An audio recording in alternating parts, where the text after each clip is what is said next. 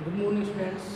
मैं तीन प्रताप आज आप लोगों को DLED फोर्थ सेमेस्टर के अंतर्गत शैक्षिक प्रबंधन एवं प्रशासन का जो हमारा पेपर है बहुत दिनों बाद हम लोगों ने इसमें कुछ थोड़ा पार्ट बचा हुआ है, इसको कंप्लीट करेंगे। इसलिए बहुत दिनों बाद हम लोग इसको पढ़ेंगे और इसका जो टॉपिक शुरू होगा हमारा वो है प्रारंभिक शिक्षा के विकास हेतु अभिकरण।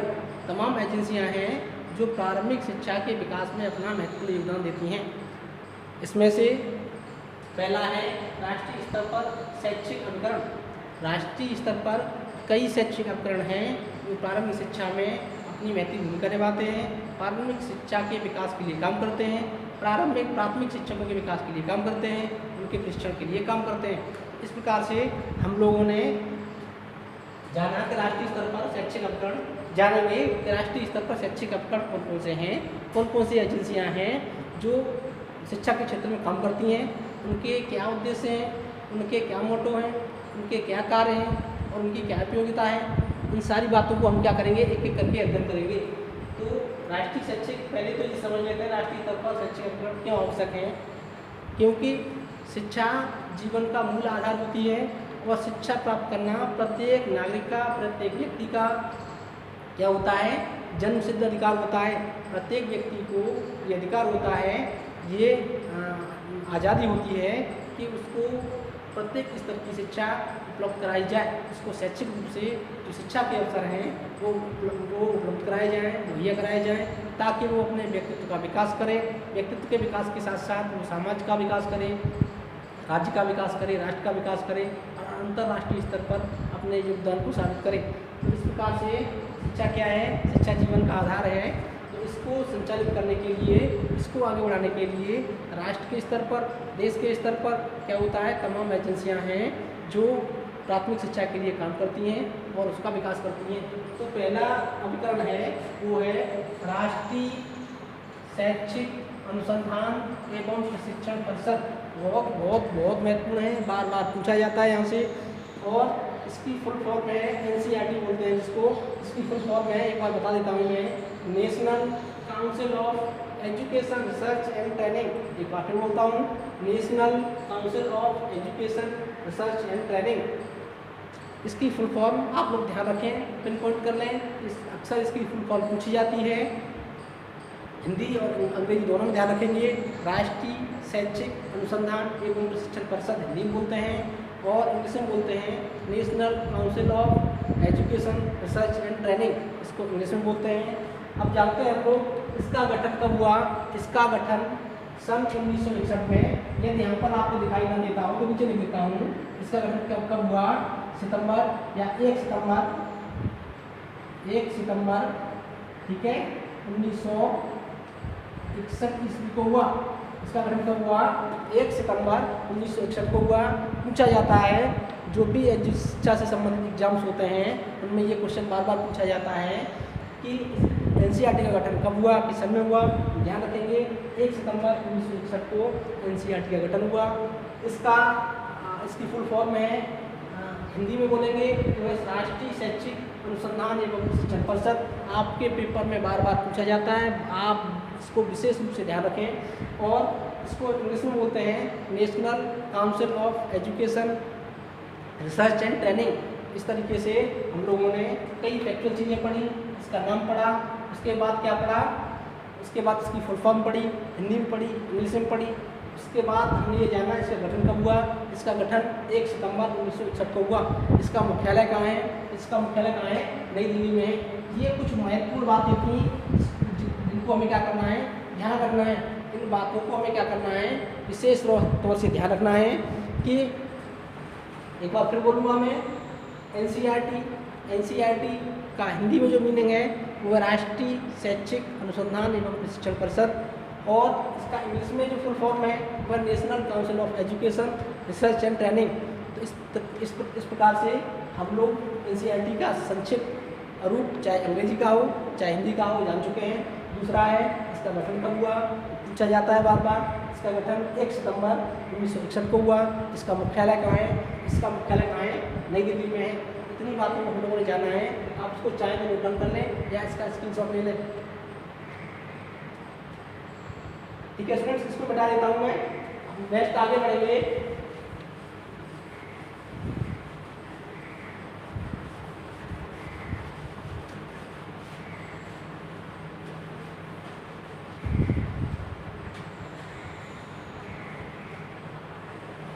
राष्ट्रीय स्तर का जो क्रम है उसका पहला पार्ट हम क्या पढ़ रहे थे, एनसीईआरटी,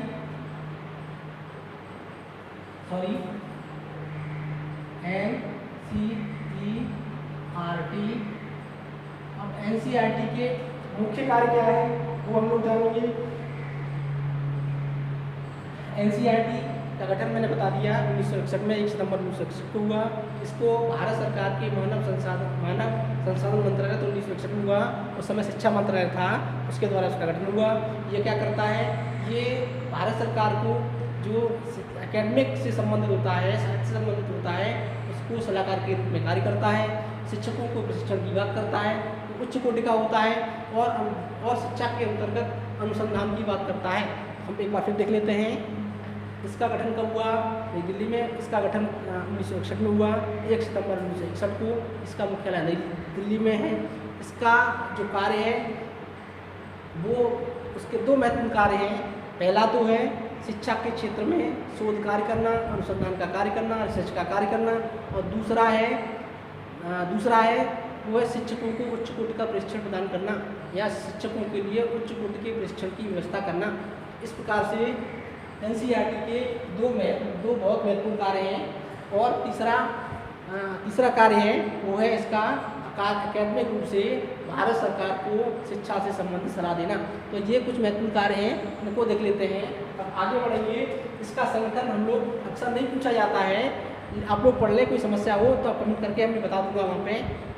इसका संगठन किस प्रकार का होता है, इसमें कौन कौन होते हैं, इसके स्ट्रक्चर में क्या क्या रहता है, इसको हम नहीं पढ़ेंगे। आगे देखते हैं वो है प्रदेश के परिप्रेक्ष्य में कुछ भूमिका एनसीईआरटी की प्रदेश के परिप्रेक्ष्य में भूमिकाएं,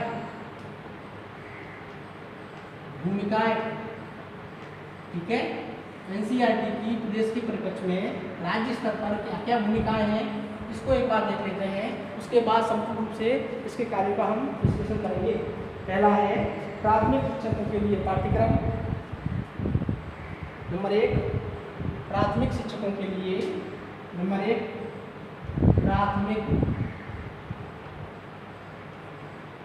प्राथमिक शिक्षकों के लिए, ध्यान देता हूँ, प्राथमिक शिक्षकों के लिए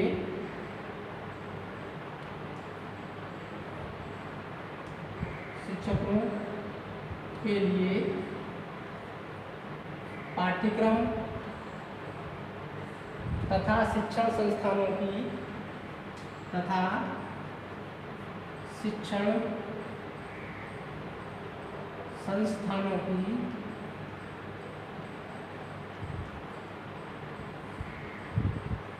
शिक्षण संस्थानों की व्यवस्था करना,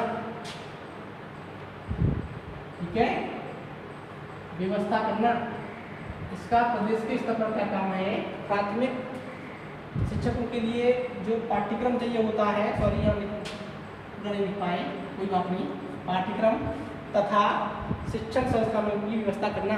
शिक्षकों के लिए प्राथमिक कक्षाओं के शिक्षक होते हैं, प्राथमिक शिक्षा में जो शिक्षक होते हैं उनके लिए किस प्रकार का पाठ्यक्रम तैयार किया जाए, और उनके लिए कौन सी संस्थान होंगे, इंस्टीट्यूशंस होंगे, उनकी व्यवस्था करना।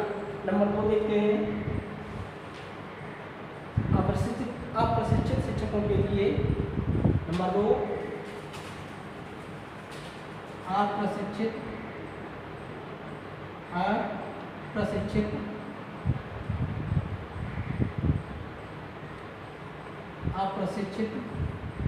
शिक्षकों के लिए, अप्रशिक्षित शिक्षकों के लिए, अप्रशिक्षित शिक्षकों के लिए मॉड्यूलर पाठ्यक्रम का निर्माण करने के लिए, मॉड्यूलर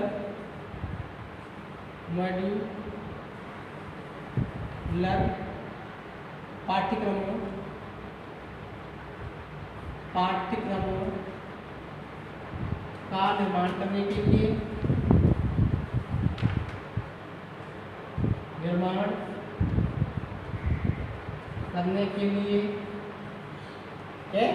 मॉड्यूलर पाठ्यक्रम का निर्माण करने के लिए क्या करना है? स्टेट टास्क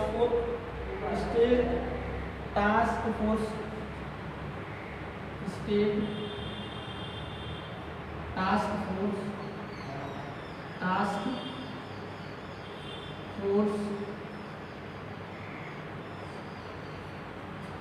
राज्य कार्यबल, इसमें लिंक होते हैं, राज्य कार्य बल को उचित सलाह देना,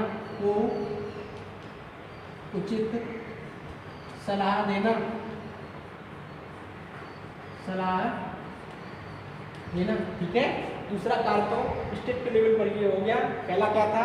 प्राथमिक शिक्षकों के लिए पाठ्यक्रम तथा शिक्षण संस्थानों की व्यवस्था करना और जो भी उससे संबंधित टास्क फोर्स है उसके द्वारा उचित प्रबंध करना।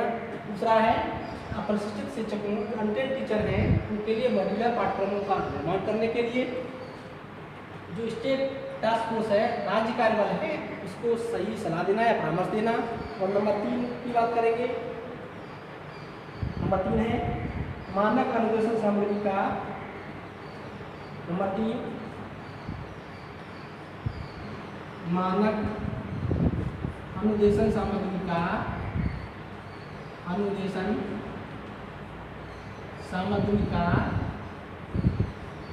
मानक अनुदेशन सामग्री का इलेक्ट्रॉनिक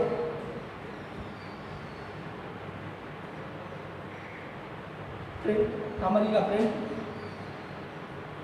प्रिंट तथा इलेक्ट्रॉनिक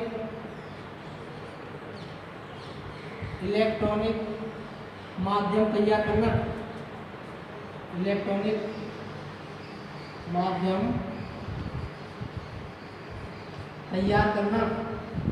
ठीक है, तैयार करना है, कराना। तो ये क्या है? दूसरा है मानक अनुदेशन सामग्री, जो भी इंस्ट्रक्शनल डिजाइन मटेरियल्स होगा उसका प्रिंट तैयार करना। प्रिंट के लिए जो भी इलेक्ट्रॉनिक माध्यम है, जो इलेक्ट्रॉनिक चैनल्स हैं, उनको क्या करना? उनको तैयार करना। और नेक्स्ट है वो है SCERT और डाइट को। नंबर 4 SCERT तथा डाइट डाइट को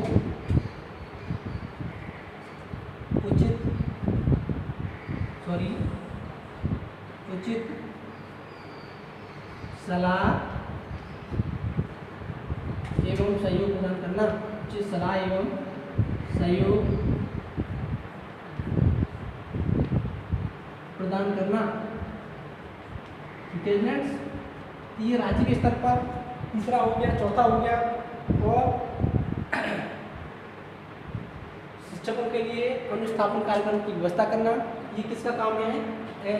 NCERT का राज्य के परिप्रेक्ष्य में काम है। एक बार फिर देख लेते हैं NCERT की प्रदेश के परिप्रेक्ष्य में क्या भूमिकाएं हैं। प्राथमिक शिक्षकों के लिए पाठ्यक्रम तथा शिक्षण संस्थानों की व्यवस्था करना एवं उससे संबंधित जो भी टास्क फोर्स हैं उनको उचित सलाह देना। राज्य के स्तर पर अप्रशिक्षित शिक्षकों के लिए मॉड्यूलर पाठ्यक्रमों का निर्माण करने के लिए स्टेट टास्क फोर्स, राज्य कार्यबल हिंदी में बोलते हैं इसको, उचित सलाह देना। और नेक्स्ट है तीसरा है मानक अनुदेशन सामग्री का प्रिंट तथा इलेक्ट्रॉनिक माध्यम तैयार करना। और चौथा है SCERT तथा डाइट को उचित सलाह एवं सहयोग प्रदान करना। इस प्रकार से राज्य के स्तर पर NCERT के कुछ कार्य थे, कुछ भूमिकाएं थी जो हम लोगों ने पढ़ी। इसको चाहे तो आप लोग नोट डाउन कर लें या इसका स्क्रीनशॉट ले लें, ठीक है फ्रेंड्स। आगे बढ़ते हैं हम लोग, मिटाते हैं इसको।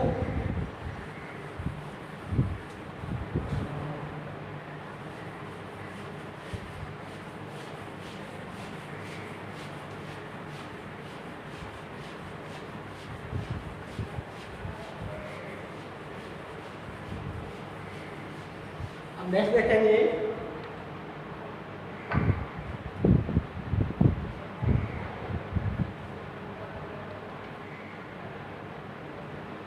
एनसीईआरटी के कार्य, पूरे राष्ट्रीय स्तर पर एनसीईआरटी के क्या कार्य हैं, एनसीईआरटी के कार्य,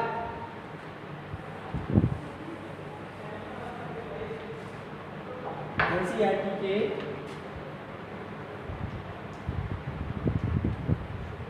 कार्य, ये इसके कार्य बड़े महत्वपूर्ण हैं क्योंकि पूरे राष्ट्र के लिए, पूरे भारत के लिए संगठित रूप से और संपूर्ण रूप से क्या करता है, एनसीईआरटी पाठ्यक्रम का निर्माण करता है। अनुसंधान के क्षेत्र में जो शिक्षा में होते हैं उनमें सहायता प्रदान करता है राज्यों को, और शिक्षकों के प्रशिक्षण की बात करता है, राज्यों को तमाम प्रकार के सहयोग प्रदान करता है। और शिक्षा में जो शिक्षा मंत्रालय है उसको शिक्षा के सलाहकार के रूप में, एकेडमिक सलाहकार के रूप में ये सहयोग प्रदान करता है। तो उसके और भी कार्य हैं इसके अलावा, उसको देख लेते हैं। पहला है विद्यालय शिक्षा और शिक्षक शिक्षा की सभी शाखाओं।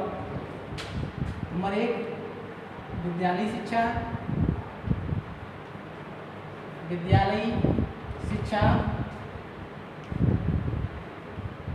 तथा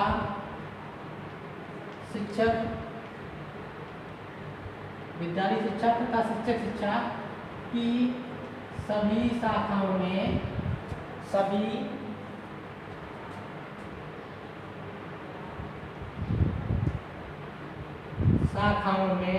क्या करना है, शाखाओं में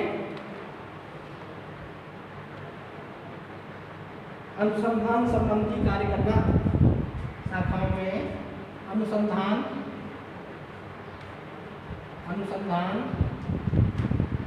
संबंधी कार्य करना, अनुसंधान संबंधी कार्य करना। ठीक है स्टूडेंट्स, क्या करना है, पहले विद्यालय शिक्षा तथा शिक्षक शिक्षा की सभी शाखाओं में अनुसंधान संबंधी कार्य करना। और नंबर 2 और भी इसके कार्य हैं, उसमें सहायता पहुंचाना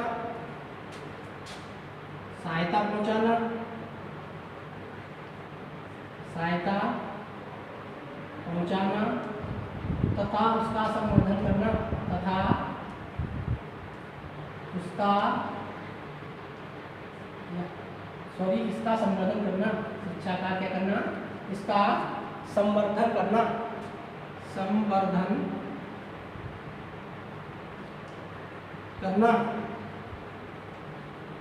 ठीक है स्टूडेंट्स।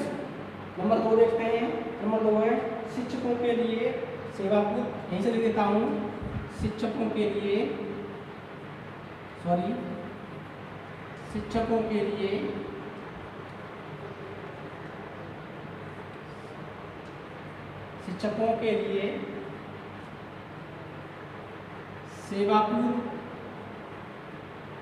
सेवापूर्व तथा सेवाकालीन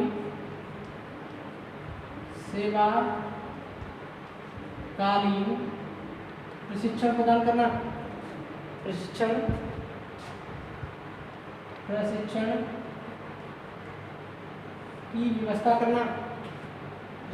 की व्यवस्था करना,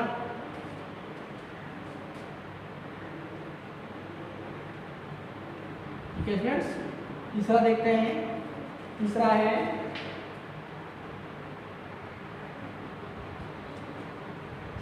शैक्षिक पुनर्निर्माण के कार्य में संलग्न संस्थाओं, शैक्षिक पुनर्निर्माण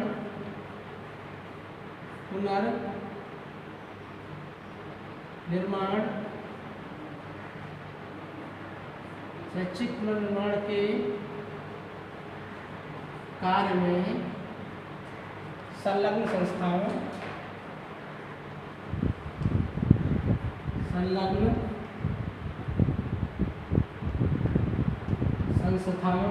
ठीक है, जो भी शैक्षिक संस्थाएं शिक्षा के पुनर्निर्माण में लगी हुई हैं या उसमें संलग्न हैं, उसके लिए क्या करना, सेवा विस्तार आयोजित करना, सेवा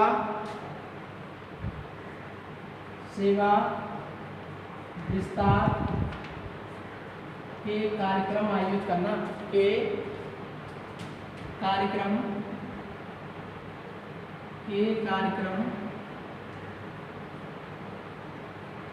आयोजित करना,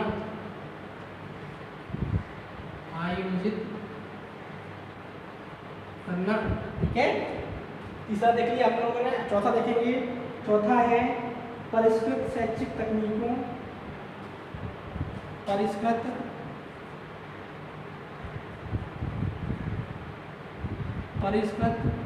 शैक्षिक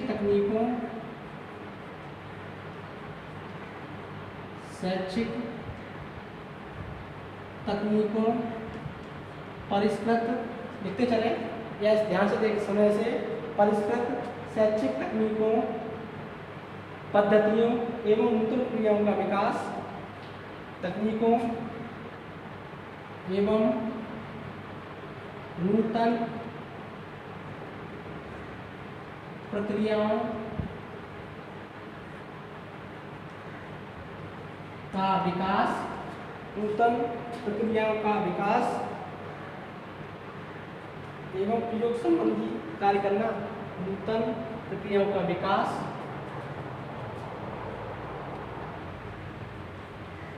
तथा प्रयोग संबंधी कार्य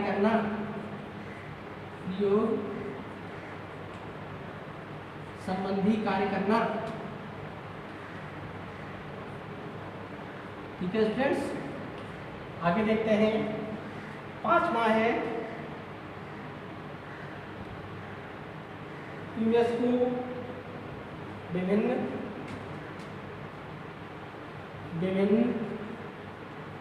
अंतरराष्ट्रीय संस्थाओं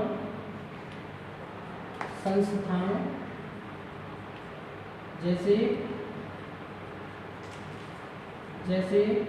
यूनिसेफ,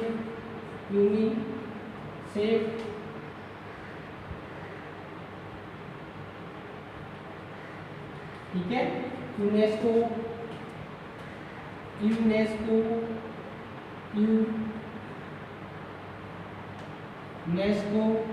ठीक है, यूएनडीपी और भी संस्थाएं हैं, यूएनएफपीए,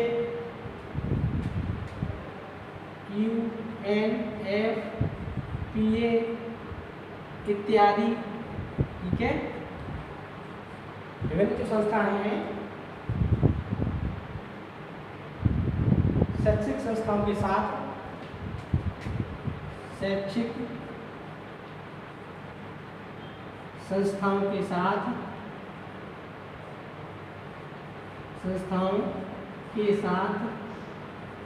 सहयोग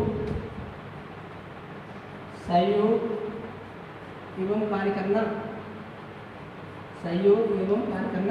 ठीक है।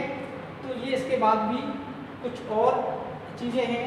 चौथा, पांचवा हो गया, पांचवा बता दिया मैंने, चौथा हो गया, चौथे के बाद पांचवा हम देखते हैं। पांचवा मैंने अभी पहले बता ही दिया है। राज्य के स्तर पर जो बातें थी, शिक्षा के क्षेत्र में क्या करना, शिक्षा के क्षेत्र में अनुसंधान कार्य करना, किसके लेवल पर, राष्ट्रीय लेवल पर। और दूसरा, शिक्षा के क्षेत्र में जो शिक्षक हैं, जो शिक्षा से संबंधित हैं, उनको क्या करना, उनको प्रशिक्षण प्रदान करना। और तब का इस समय का क्या है, मानव संसाधन विकास मंत्रालय, हालांकि इसका नाम चेंज हो गया है, मानव संसाधन मंत्रालय है। शिक्षा से संबंधित एकेडमिक सलाहकार के रूप में कार्य करना। तो ये तमाम कार्य हैं इसके एनसीईआरटी के। और जो शोध के कार्य के मैंने बता दिया, शोध के कार्य में, और तमाम तरीके के विद्यालयों को अनुदान की व्यवस्था करना, नवीन विद्यालयों की स्थापना में इसका बहुत महत्वपूर्ण सहयोग या बहुत महत्वपूर्ण रोल होता है। इस प्रकार से हम लोगों ने एनसीईआरटी के कुछ कार्य थे, महत्वपूर्ण कार्य थे, उनको जाना, ठीक है। आज के इस टैग में बस उतना ही। इससे संबंधित आपको कोई भी क्वेरीज करनी हो, आप कमेंट सेक्शन में जाएं, वहाँ पर मैं इससे संबंधित आपको सॉल्यूशन दूंगा। धन्यवाद।